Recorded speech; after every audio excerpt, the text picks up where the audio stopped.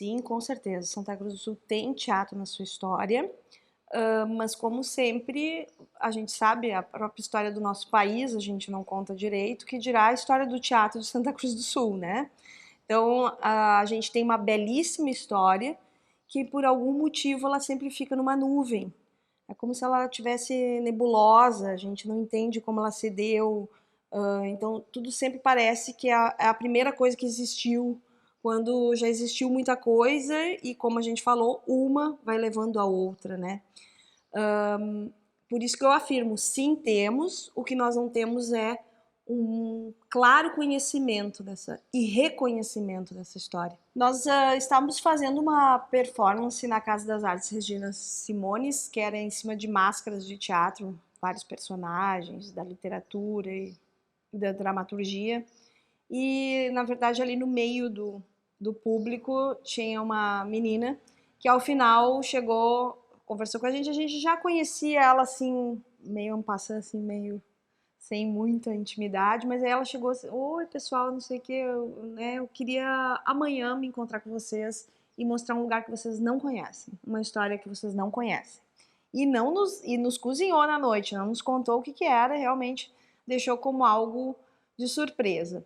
E, enfim, no dia seguinte a gente se encontrou com ela, pegou o carro e nos levou para esse lugar que a gente só descobriu ao chegar.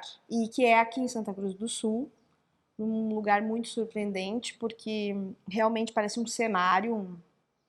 Era um lugar de alguém que trabalhava com cenário, com teatro, né? Porque o lugar mesmo, a moradia já é uma coisa mágica, né? Aí ela disse assim, dá uma olhada nisso aqui, ó. Esse aqui é um galpão de ensaios. E agora eu quero contar a história do meu avô, o Roman Rich, que tem todo um legado de teatro. Enfim, aí ela começou a desvendar pra gente e nos leva até perto da casa mesmo, onde ele morava, que também já era em estilo bávaro, né?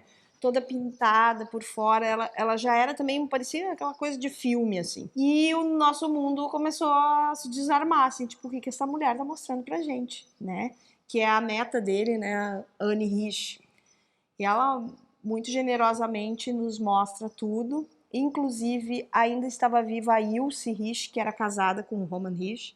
Então, ela pode ainda nos contar algumas coisas dele vivo.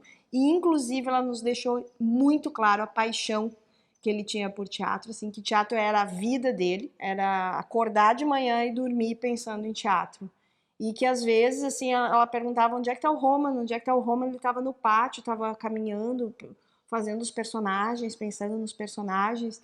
Então ele era extremamente dedicado e muito perfeccionista no que ele fazia. O que a gente vai logo confirmar quando a gente entra, né, no galpão de O ensaios, ateliê de ensaio, né? ateliê de confecção de cenário, de figurino, de ensaio, sabe? Aquela coisa que a gente não tinha. É um E é depósito difícil também, de né? ter hoje em dia. O cara tinha o depósito, o lugar de ensaio, tinta, as telas grandes de cenário que ele pintava, e a maletinha com todas as barbinhas, coisinhas, isso tudo vinha da Alemanha, sabe? Era uma coisa bem assim, tu via até a marca assim, Ele se Made in Germany, caracterizava né? muito bem, né? É, e Ele ele tinha essa coisa, né? tinha, inclusive, assim, coisas que eu acho que não tinha por aqui, nariz postiço, essas coisas assim, é que ele mudava mesmo, assim, a característica da física, né, do personagem também, além de, claro, De de incorporar incorporar, aquele né? personagem, o que as pessoas diziam, não só da família, porque depois a gente encontrou pessoas que assistiam às peças, diz que ele se transformava em outra pessoa, realmente era uma outra pessoa. E ele era um diferencial dentro do próprio grupo, né? É, Ele era a pessoa, assim, que se destacava mesmo, porque ele era um bom ator, no caso. conhecendo essa história, eu acho que ela nos ajuda muito a perceber como nós estamos atualmente, em termos até econômicos, como grupo de teatro, né? Então, por exemplo, quando eu vou ter um grupo como o Roman Rich, que já existia na Alemanha, porque era um grupo de teatro de família, né?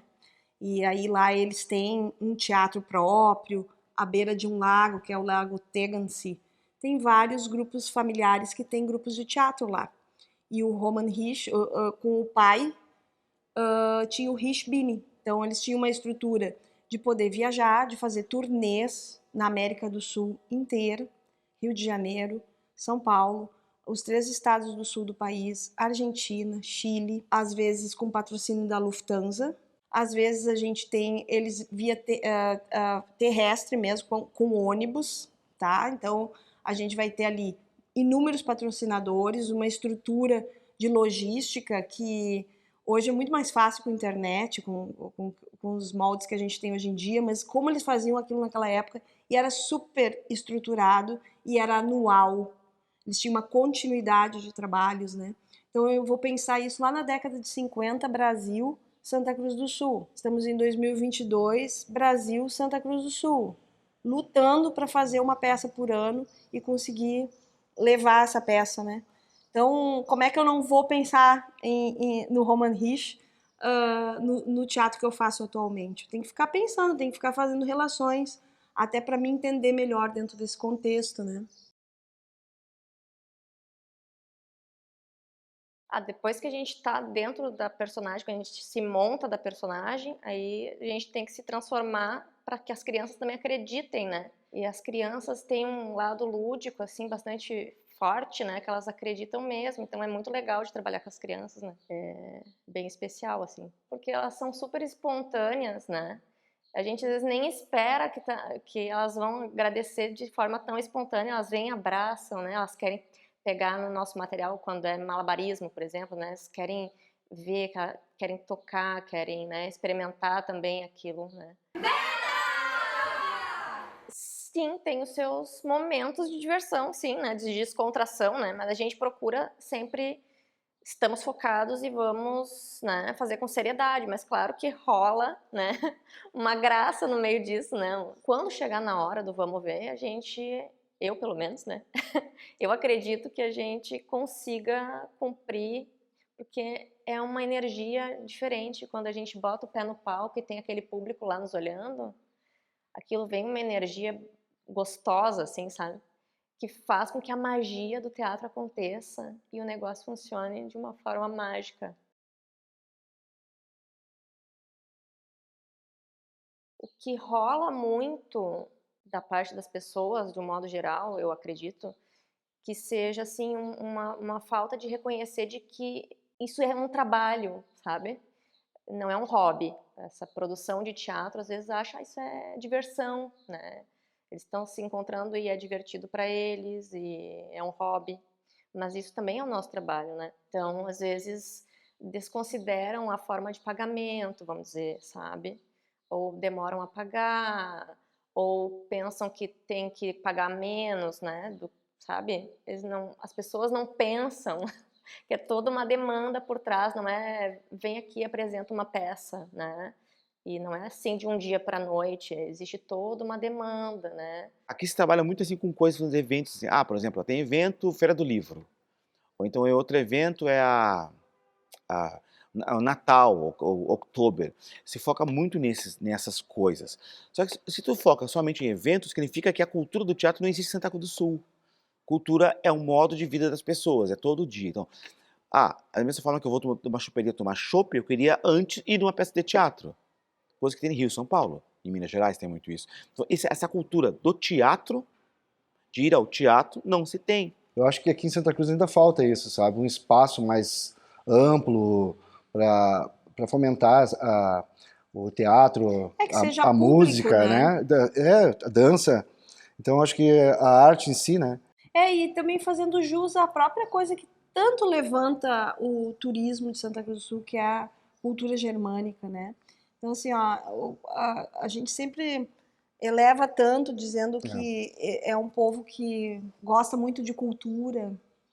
Então, a gente tem que fazer atos para isso, permanecer com isso, né? Com esse legado que esta cultura germânica nos deixou. Mas realmente fazer a cultura aparecer em todas as suas frentes, não agora só falando do teatro. Quando aconteceu a pandemia, né, a gente precisou parar com eventos, né, essas produções de teatro, ensaios, encontros, né, tudo trancou. Então a maneira que a gente encontrou foi se adaptar, né, e todos os grupos de teatro que eu soube notícia foram assim, né, se adaptar ao digital, né. as redes sociais. Então a gente começou a entrar com mais força nas redes sociais. A gente trabalhou bastante naquela época, a gente não tinha espaço, né?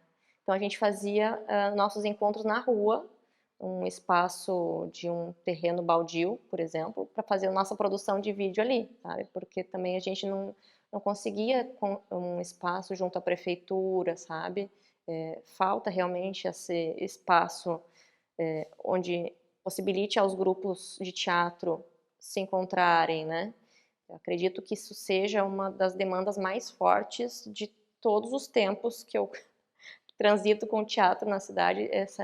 Sempre vem, né, do Conselho de Cultura essa pergunta: qual é a demanda? Espaço. Essa é a demanda. Mas é um passo de cada vez, né? E agora, espaço, a gente, né, cansou de esperar um pouco, né, que acontecesse isso, e acaba que a gente vem e cria o nosso espaço, né? Mas é bem difícil a manutenção, né, disso, porque tudo é gasto, né, gente? Bem complicado. Tô me vendo apertada agora nos últimos meses. Existem várias formas de fomentar a cultura. A cultura que é um hábito nas pessoas. Tá? Uma é disponibilizando espaços. Por exemplo, a prefeitura poderia ter um espaço onde os grupos, ou quem quer criar um grupo, possa montar uma peça. Mas isso já ajudaria muito, né? Porque o maior problema de montar uma peça é onde eu vou ensaiar. Tá? É o problema básico, que envolve uns 6 meses no mínimo. Então, onde eu vou ensaiar e preparar a peça? Isso seria interessante para os grupos locais, né? Não ter que alugar um espaço para daí ensaiar. Não, se a prefeitura disponibilizasse o espaço, primeira coisa. Outro, acesso à informação, né? Quer dizer, pessoas que formem os atores locais. Porque, entende, se não temos atores, nós não vamos ter espetáculo. E não é uma questão, não é e nunca foi uma questão de talento. Isso é uma mentira que criam, tá? Tem crianças com capacidades, mas capacidades um pouco maiores, um pouco menores, mas tu tem que ampliar isso nelas. E eu trabalho com 15 crianças em sala de aula, 12 crianças, eu tenho que garantir que todas aprendam a falar, todas aprendam a ocupar o espaço, todas elas. Não existe aquela, eu vou ser uma árvore. Mentira. Para fazer aula comigo, tu vai ter que falar. E tu vai ter que me ouvir. O que acontece? Eu percebo aqui na escola que os alunos com melhor desempenho em notas, só que estão no teatro. Daí a pergunta é por quê? Porque eles começam a encarar a vida de uma outra forma. Né? De uma outra forma, que não é só no teatro, é em tudo. Mas daí o que acontece, que é engraçado, né? Eu percebi que que ensinar para as crianças essa coisa de não ser, tudo atrapalha, né? Tudo é desculpa para erro. Eu não pude decorar o texto por causa de não sei o quê. Não, gente, pare de arranjar desculpas. Faça as coisas. Faça as coisas. Ou então, no que eu posso te ajudar para tu atingir o objetivo? Então, isso permeia a aula. Permeia a aula. Que é, cheguem no horário, tragam o texto. Essas coisas permeiam a aula que tem relação com a educação deles, né? Com a educação, com a formação do caráter deles. E isso é a melhor coisa que eles podem levar para a vida deles, é isso. Eu acho que a aula ela é transformadora. A aula em si, a aula em si é transformadora, porque quando tu começa a se perceber, tu se transforma. Então, quando tu entende que eu posso mudar, né? Que eu posso me mudar, eu posso parar de ter medo, eu posso aprender um processo de como decorar mais fácil, né? Eu posso ocupar o espaço, eu consigo ser mais claro na minha informação. Quando ele começa a descobrir isso, que ele consegue transformar as coisas, a gente para com esse mito de que as coisas são assim porque são. É igual as pessoas falam assim, Santa Cruz do Sul não tem teatro porque é assim, é a nossa cultura. Mentira, gente, a nossa cultura pode mudar, é só a gente querer. E quem tem poder para mudar, pode mudar, tá? Então quando eu começo a entender isso, que às vezes essa tradição que se diz é uma mentira, isso foi criado. Da mesma forma que uma coisa é criada, ela pode ser desmontada. Não existe um engajamento, sabe? Em função do teatro. Desde que eu comecei a fazer teatro lá em 2014, 15, que eu me envolvi com teatro de rua, ainda o prof era o Joey Nunes. Eu sempre vi ele incomodado com isso, sabe? Que o teatro não chega, sabe? Não existe procura, não existe engajamento de público, não existe valorização, né? Acho muito que a gente perdeu nesses. Sejam vocês o que vocês quiserem ser, mas eu acho que a gente perdeu muito nesses 4 anos da política que a gente vinha vivendo, porque o artista foi colocado como a escória da humanidade, né? E outra coisa que a pandemia, essa dor que as pessoas passaram, de estar confinadas, de perder pessoas, de ver a saúde tomando um rumo maluco, dominando a vida das pessoas, né? Modificando a vida das pessoas. Então, o que as pessoas não querem? O primeiro momento é continuar sofrendo, olhar para a dor, porque elas tiveram que olhar para a dor muito fortemente. Então, pode ser que elas também estejam querendo ter um suspiro. Só que nunca se esqueçam que um bom humor, o humor que o teatro merece, vem da dor. Tem que ter a capacidade de rir da própria dor, com talento, com sabedoria. Então, na verdade, tu tem que observar a dor. O artista que vai fazer uma boa comédia agora para dar esse sinal de alívio, ele tem que ser um excelente observador da dor, para fazer as pessoas rirem da própria dor. Isso tem que ter é muito difícil, por isso que eu acho extremamente mais difícil fazer comédia do que drama. Eu preciso saber muito da dor para fazer rir dela.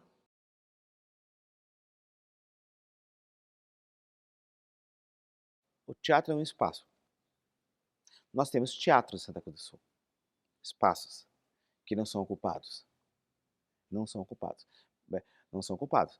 Ou uns porque são caros, mas qualquer coisa. Outros porque a estrutura onde esse teatro está dentro é uma estrutura escolar que não permite, por causa dessas leis, as leis não permite a circulação livre de pessoas, há vários entraves, né? Há vários entraves. Então, para que a gente possa